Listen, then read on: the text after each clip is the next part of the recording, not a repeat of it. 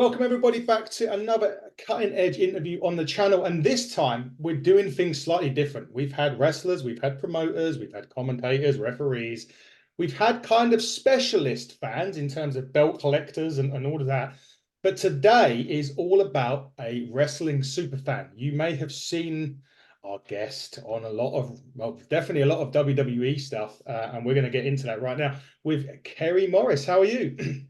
How's it going?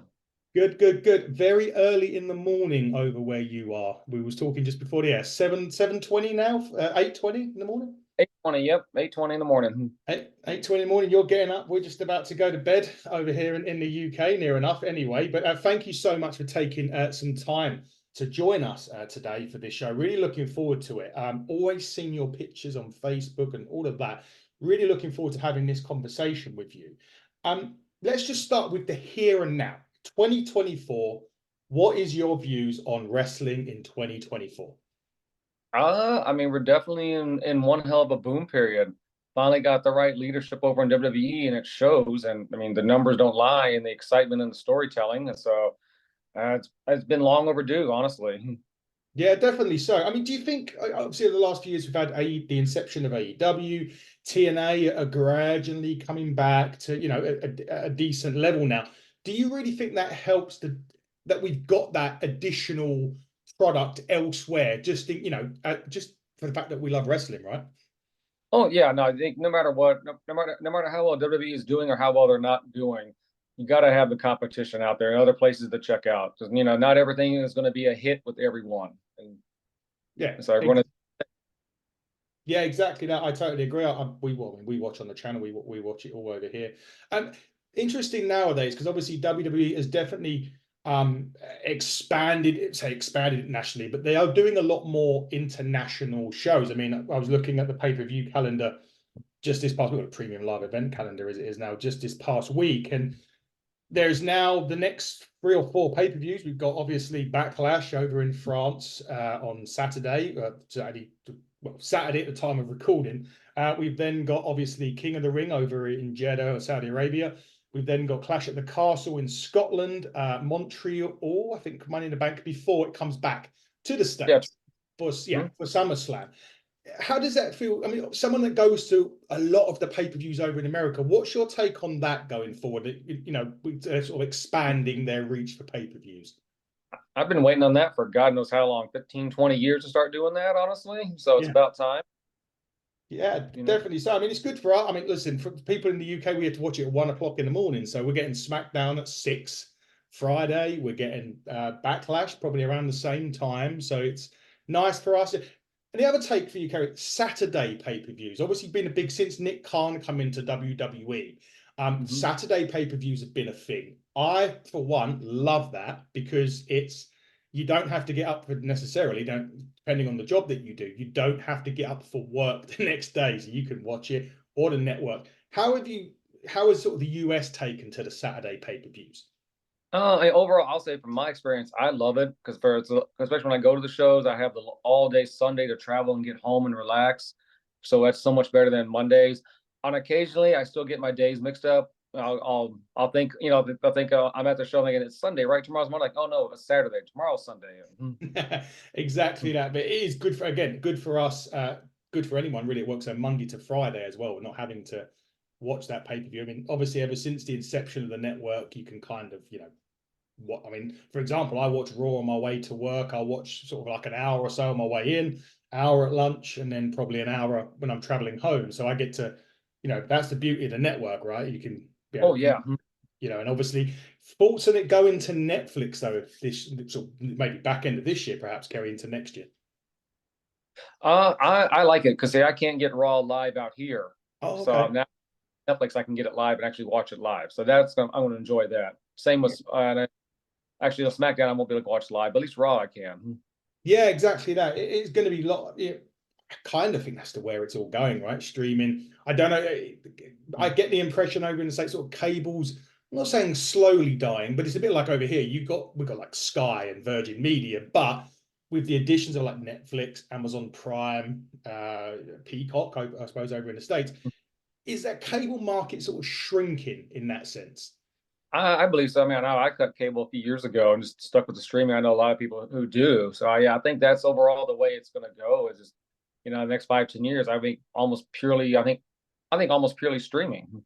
Yeah, yeah, definitely. So I definitely agree with that. We're going to get it, say Netflix. I think we're getting the UK. I think it's getting all WWE programming on Netflix from next year. I think that's what I'm gathering. That's how it's going from. Yeah, I think what I heard too. Yeah.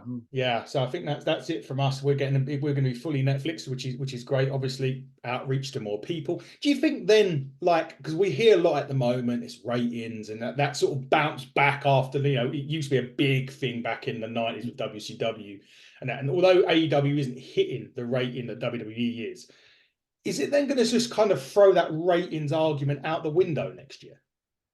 I would say at some point it's going to have to, and then especially if everything does in a few years go to pure streaming, what's it going to matter? I mean, unless they somehow count viewers or total watch within 24 hours. I mean, I don't know how they'd rank it on streaming, but it's like no total number watched it live, total number streamed it next day or the day after, or you know, Can they it do might be. DVR viewers over in the States? Can they say, oh, this many people DVR'd it? I don't know if that's.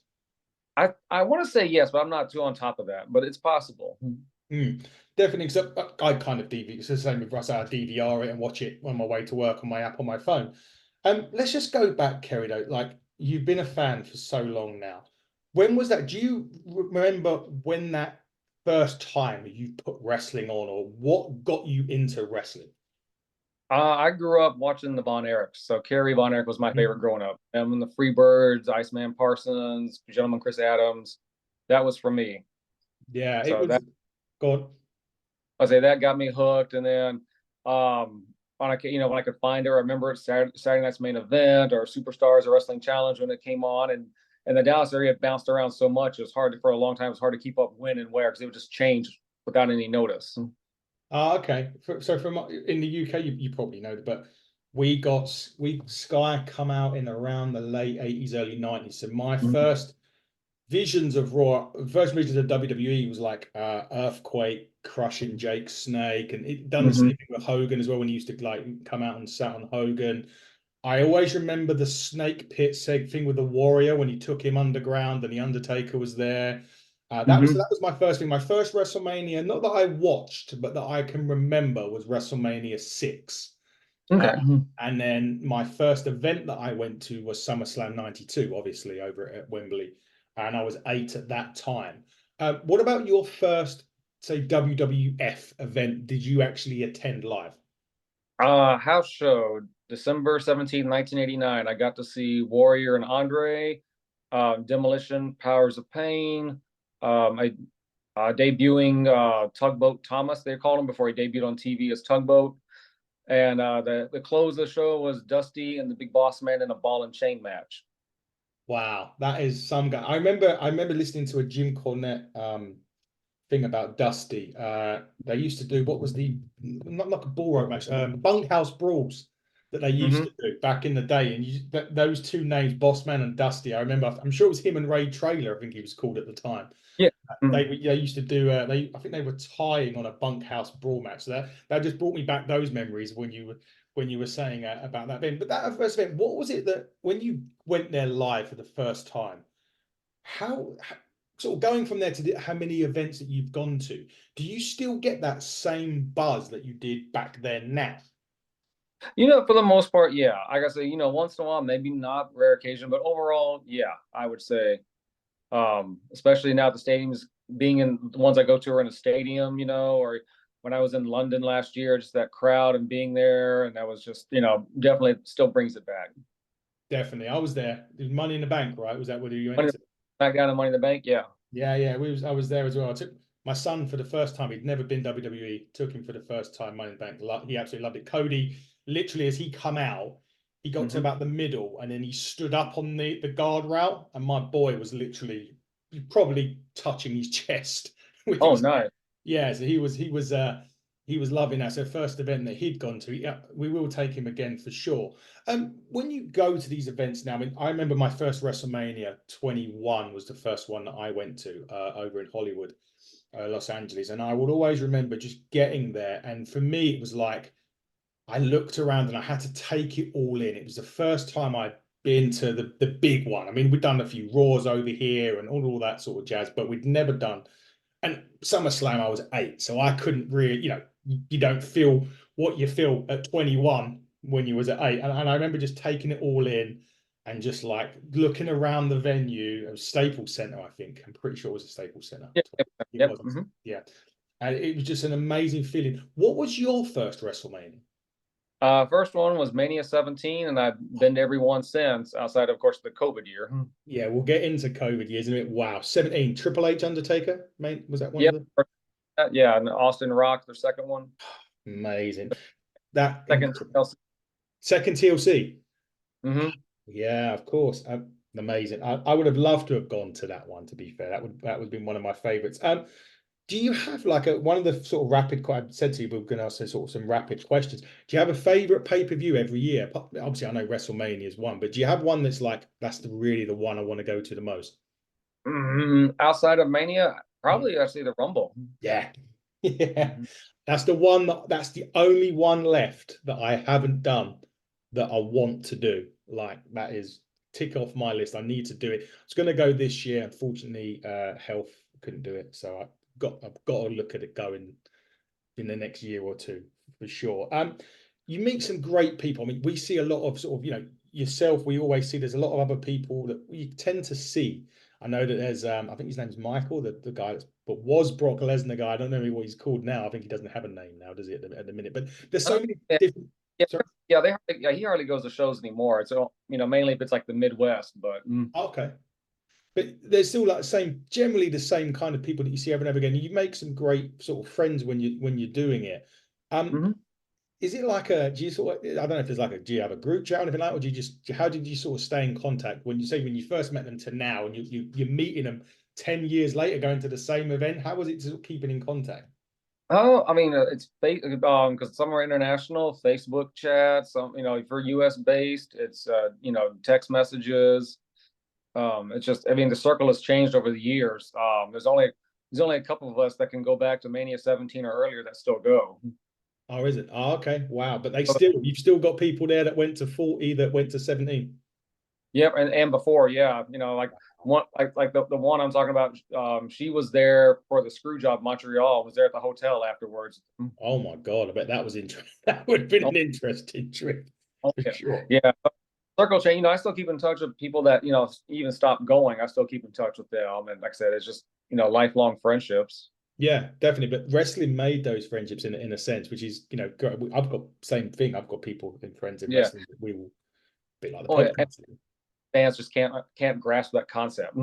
Oh yeah.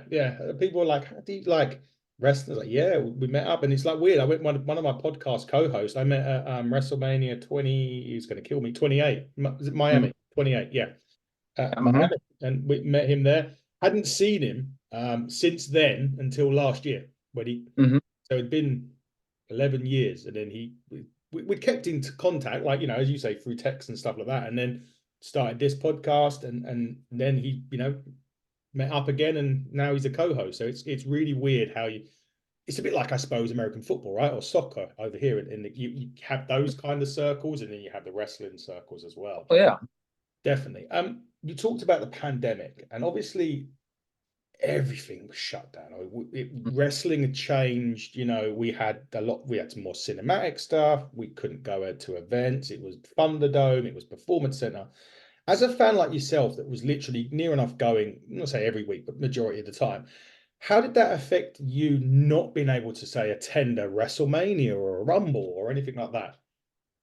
Definitely frustrating the first few months. Then I kind of just got used to it, knowing, the time's going to come, will return. And I just turned my focus to other stuff, and, collecting stuff, autographs and, collectibles, and thought, the time's going to come sooner or later. We'll be back. But definitely frustrating, especially missing Mania 36. Yeah, I mean, that was the one where Drew had his first Mania. He won the title, but it was with nobody. I mean, I know he won it for a cup of coffee before Punk took him out this year, but first time you win a title the first time in front of no fans must have been Oh yeah, I mean, and that was a good card, up until the pandemic. They built it well at Undertaker's last match, and I was I was really looking just forward for the whole week of just being down there, and so yeah, first. Yeah, it really sucked. But then I'm sure it was SmackDown. I want to say June or July when it reopened again. Yeah, And it, yeah, right before Money in the Bank, 20 in July. Yeah. that was it. For Money in the Bank, it reopens. Your first event that you attend, was there trepidation? Was it excitement? Did it take you back to WrestleMania 17 again because it had been that long since you went to an event? No, no trepidation at all. I was reading. For work. I'd already been traveling so many times back and forth to the mainland and back and island hopping. I think I was on a plane at least 80 times where I could get my first vaccine. So no trepidation. I was just ready to go. Yeah. But was it when you got in there, was that feeling when you got into that arena for the first time in like a year or 2 years? Was it that feel was that excitement back or did it just never leave? Uh, I mean, it's definitely. I would say back. I mean, it felt weird. Like it felt like it'd been like a long absence. At the same time, it's like but the energy was there. I think a lot of people had just pent up energy, just ready to go.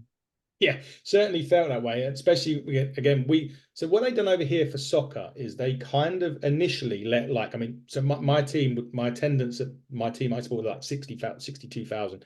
They let Mm-hmm. like 2,000 people in to begin with. Mm. And it was like, okay, so it was, you were there, but you still feel like you weren't. And then when it obviously it closed down again and then it reopened again. And you're right, there's that a kind of bit of frustration as well. Not for them, but because you hadn't had this opportunity to like, grab random people when they score a goal, or even like when a big return happens and you're sitting at home. It's not, you can't beat that. The Rock just coming out like recently, like he did, Yeah. that whole. It is that energy, and I still, what it gets me to this day is still the Undertaker's gone, or the Austin glass smash. There's two Oh yeah. that get me to this day. And Austin was obviously growing up in my teenage years. He was like my hero. Undertaker was. It's just that feeling. I don't know if they do it or something. I always feel like when it gongs, it does turn cold, but I don't know whether that's them. But you're just getting caught in that moment. Oh, definitely. Oh yeah. Even at Mania 40, when that gong went off, everyone got in that moment. Yeah, it was amazing. I think everyone was obviously expecting Austin to a degree because naturally you would because of the history, but still great Yeah. seeing the Undertaker nevertheless. Talking about wrestlers, I mean, you've obviously been there, you've obviously met a lot of them. What Mm-hmm. are some of the funny sort of interactions that you've had with the wrestlers over the years? Um, let's see. I had a drunk Drake Maverick give me a chop in the bar one time. I actually funny you should say that. I met Drake or Spud as he was called over Mhm. here in the UK. Probably I don't know how old I was, maybe 20s and 40 now. I mean, maybe 20 years ago in a pub or in a bar. They were staying at the same hotels. It was like him. They were coming over for an independent show. It was him, Styles, Abyss, Joe, Tracy Smothers, and yeah, Carnage in the bar. But you got chopped by Drake Maverick. Did it hurt? Oh no, no. Because that does make me just takes me back. We was interviewing his wife not too long ago and telling them the stories. In chopped by Drake Maverick. Have you had anything with Punk before? A good thing, not shit, not even like that. Honestly, I've had really barely any minimal reactions or interactions with him in Oh, all the really? years. Oh, Yeah. okay, So interesting.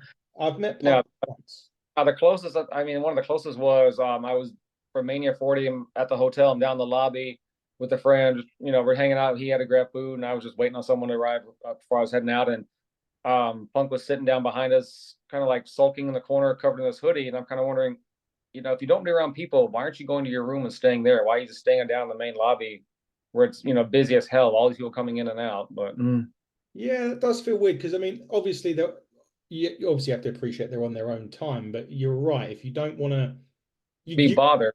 yeah, and you're gonna be, aren't you? Because you're there, you're in the hotel. I mean, I went around the hotel one year. I'm 20, Atlanta, I think it was. Mm-hmm. Friends of mine knew the Hart family, so we were spending time with TJ, Tyson Kidd, Harry Mm-hmm. Smith, Diana Hart, and we went out to lunch with them and stuff like that. And but when my family met Triple H in a lift in Mm-hmm. the hotel. But the point being is, you're in this hotel.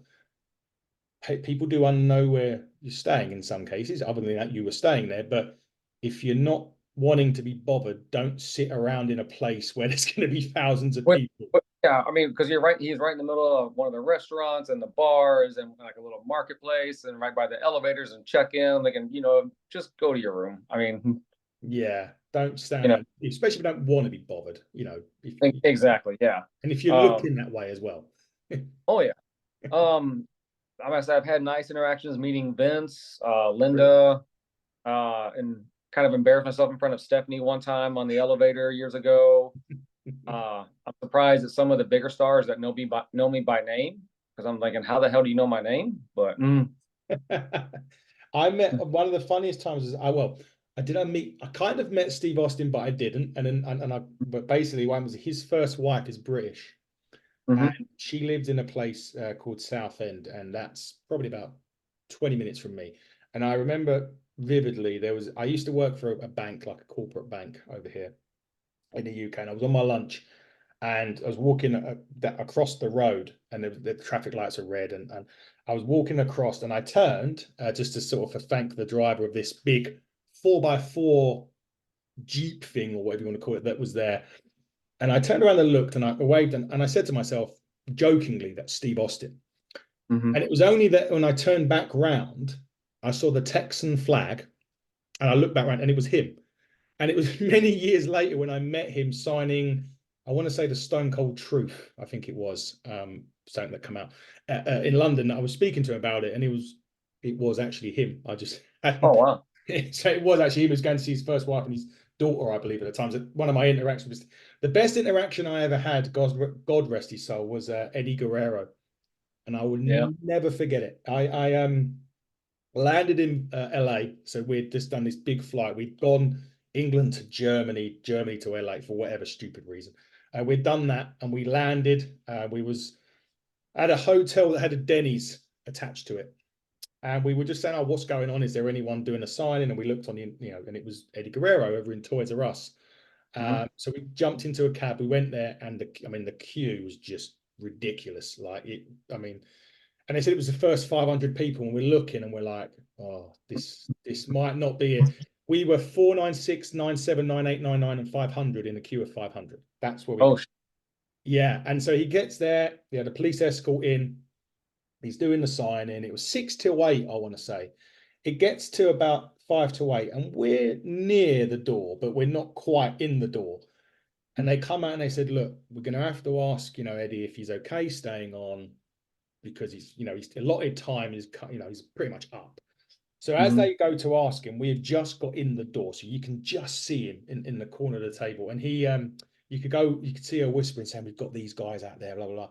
He gets on the table, he does his jig, that jig that he does. He's Mhm. like, "We got on that, that's it," and it was just like at that moment, it was just amazing. I will never forget that. Yeah. Just because and obviously it was great meeting guys like the Undertaker and Cena and people like that, but some of those ones just stick in you, and that one for Oh, me just will never ever forget. I'm actually interviewing his daughter in a couple of weeks, and I oh, can't, nice. Okay. Shaw Guerrero, and I can't wait to tell her that story. It was one for me that I I will never forget. was say, yeah, I've had some good interactions. It's also with Austin, Undertaker, um, Roman of all people. I've always been a Roman fan, and Yeah, so and a friend of mine, and so when they did SummerSlam years ago in Toronto, they did the whole full weekend. Had Raw after, and then yeah. SmackDown Tuesday. Well, on a Tuesday SmackDown, it was Roman and Buddy Murphy, and they had a really good match. You Good. know, and Roman, it's at the end of the match. I think they've gone a commercial break. Roman's sitting on the apron right across from me. You could tell he was happy with himself. Like, hey, really good match. So I Mm. was cheering him on. And he's like, "Hey, buddy, I missed you. I haven't because I took a gap of like a few months off. Okay. Came over, like shook my hand, gave me a hug, asked how I've been, asked how I was, hey, how's Hawaii? Like, how the hell did you know I moved there?" Wow. Yeah, because I had a friend of mine next to me. She's like, "Man, that's the most genuine thing I've ever seen." He's like, he came right to you, the biggest smile on his face. I was like, "Damn." That is like quite amazing, how, because you think the amount of people that they see on a Exactly. daily basis. But that guy, I can only do that. I can only say one. Well, there's a couple since I've been doing this podcast, but I'll say one in particular. Soraya's brother Zach, who's just not long gone to AEW. So basically, what happened was I had him on the show. I then suffered heart failure, so I was in hospital and all of this stuff, and we'd been communicating, texting and or messaging on Twitter or X, what you want to call it. And he was there's a probably know about it. There's a show over here called Revolution Pro Wrestling. So not long after I'd missed All In, so I literally got discharged from the hospital on the Friday afternoon, and I was due to come to London on Saturday to literally get, because I lived in London. This all happened when I was on holiday. Like, my mum lives really down the end of the UK, like right down at the end of the UK. So I was in hospital for about 6 days. I got let out on the Friday. I was due to come back to London on Saturday for All In on Sunday, and then there was 2 days of train strikes, so I couldn't do it. So I messaged him, and I said, like, right, I'll be at, I'll see you when I see you, basically. And he was at Revolution Pro event with his nephew, Ricky Knight Jr. They just finished. They were setting up their merchandise at the end of the show. I obviously getting up to walk out, and he's looked at me, seen me, and kind of what like Roman done. He like rushed over, gave me the same thing, the hug. How are you doing? What's gone on? How are you feeling? Any issues? Basically the same sort of interaction you had with Roman. Yeah. With Saraya's brother. It's crazy. Oh, because my thing is, like, I never expect anyone to remember me at all. I was like, you meet so many people. I don't know how you can keep up with this. I never expect. I know some fans get mad. Like, how can you not remember we met that one time 7 years ago? I'm like, no, I never expect to remember me at all. No, exactly that. If they do, it's a bonus. Like, the other one was a UK wrestler called JJ Gal, who I've interviewed about 2 months before, and I said, "Oh, I'll see you at Rev Pro on this day." He went, "Yeah, cool," and then literally saw me, and and again made the beeline to me, and it was like, "Oh man, you actually remember." Like, they probably do this sort of stuff, and it's like, it's great that they come over and they take the time to, like, they don't have to, for one. And, oh yeah. And I wouldn't expect them to. Just a hi, is fine. But the fact that, they come over and they have that interaction. I had the same with Will Ospreay recently as well. He was his last show over here. Saw him. We had a great chat. I went to his mum's promotion about 10 minutes from the road from me, and was having a chat about that. But it was that there is that genuine thing with some of them, that legitimately genuine, that they remember you, and it's not. I mean, I was supposed for you. It's great feeling. Like you said, how the hell do you know I've moved? Exactly. I told only 2 people in that company, and they weren't exactly higher up, so I'm sure they all gossip and talk in the back. And you probably do. As we start to wrap up, Kerry, I appreciate the time. It is very on your side. So I do a quick couple of more rapid fire games. Quick word association. I'm going to give you 5 wrestlers. First name or thing that comes into your mind when I say one name. Triple H. Creative, dedicated. John Cena. Modern GOAT. You mentioned just now. Roman Reigns. The new GOAT. The new Hollywood. The Rock. That's a tough one. I'm gonna say Magic. Magic. And last but not least, we've already spoken about it today, The Undertaker. The absolute GOAT. The absolute GOAT. My all-time favorite. Yeah, the final GOAT, right? The Rock's the final boss. Undertaker be the final. Couple of quick random ones. Favorite wrestling theme song? That's a tough one. Probably, I'm gonna say Steve Austin's. There's several, but I would say Steve Austin's is right up there. And then I put like The Rock, and then Roman's Head of the Table theme. Yeah, I love it. I think sometimes it depends on the mood that you're in at the time. That too, yeah. Like, I agree with those. I like my co-host loves The Brood, the theme song of The Brood. Brood is good. Leaders is good. Leaders is good when I'm trying to get ready for a good hardcore workout to get my mind going, get the blood pumping. That's it. Yeah, I feel like when I used to be able to say before the health stuff, and I used to lift weights in the gym, I used to listen to The Game quite a bit from Motorhead. Because again, it's that, as you say, it's the beat, it's the the thump. But I also think that I have different music when I'm watching it there than I say would like at home. Like, if I'm there, we've already discussed it, The Undertaker, and I think it's just because of that whole everything about it. It's the gong, it's the lights, it's the smoke. It's, as I said, you feel cold for some unknown reason, but you do. Yeah. You're in that moment, Whereas at home, I'm at Clash at the Castle. I was singing along with, Edge and Metalingus and people, things like that. Oh, that's a good. Oh, I forgot about that. That's a good one too. Yeah, I always say it depends on the mood when we look at that. Your best match that you've ever seen live? It could be a house show. It doesn't have to be a main event or anything. Okay. I mean, I was there. I was lucky to be there for the first TLC and the second one. Hogan and Rock. There's something about that atmosphere Yeah. in that whole weekend. It's just, Mm. man, hard. That's hard to beat. That really is. Yeah. God, that's a tough one. I just tell people, I was like, you just can't imagine, when Hogan did his kick up and his routine, and the hulking up and pointing the finger. I mean, I'm looking at people in the top row, the last row at the very top of the building, just jumping up and down and feeling the building shake. And, Yeah. That's oh, God, that is a tough one. Because there've been so many. I mean, yeah. Angle and Benoit, Angle and Michaels, God damn. I think I need a lot more time to think about that. You can think about. I'll tell you mine, and it will be. I went to a show in London in the XL. Now I don't know if this was after Mania or pre-Mania. I can't quite remember. All I remember is Undertaker and Kurt Angle had already had a match at No Way Out that year. Yeah, that was February 06. Yeah. So I'm sure it was WrestleMania Revenge Tour. So it would have been the WrestleMania Revenge Tour after that. They had one at the Earls Court. I think it was Earls Court, the XL Centre in London, in the city. 45 minutes, Angle Undertaker, and I've never witnessed. And I've been, I was fortunate enough to see both the trilogy with Michaels and Undertaker, Angle Michaels, like you've mentioned before, and things like that. It was that, I don't know why. It was just that match, and I will never forget it. It was 45 minutes. It had everything. It was literally like a WrestleMania main event, and it's one that you. And I think sometimes the house show ones are the special ones because you know that unless something really happens on this show, that they're not going to show it, right? Yeah. It's like, and I think that helped because it was a special. It felt more special. Yeah. In fact, actually, now I can think of it. So this was March 7th, 1996, at a house show in a little place called Tyler, Texas. Wasn't the closing match on the card, but it was near there. It was Shawn Michaels against, he had just changed his name, not yet announced on TV, to Stone Cold Steve Austin. Oh. And good, like 40-minute match. To where I know my dad took me there and he was actually getting kind of pissed, thinking, is this match never going to end? Like, are we going to get home at a decent time tonight? I'm like, we still got two more matches. We still have Undertaker and Bret Hart for the title tonight. We're not going anywhere.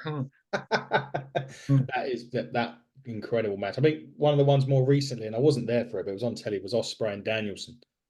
That was, Yeah. modern day wrestling. That is, that was well up there. But look, Kerry, I'm going to appreciate your time. I've loved the fact that we've had a chat today. It's great to hear from a fan over across the pond.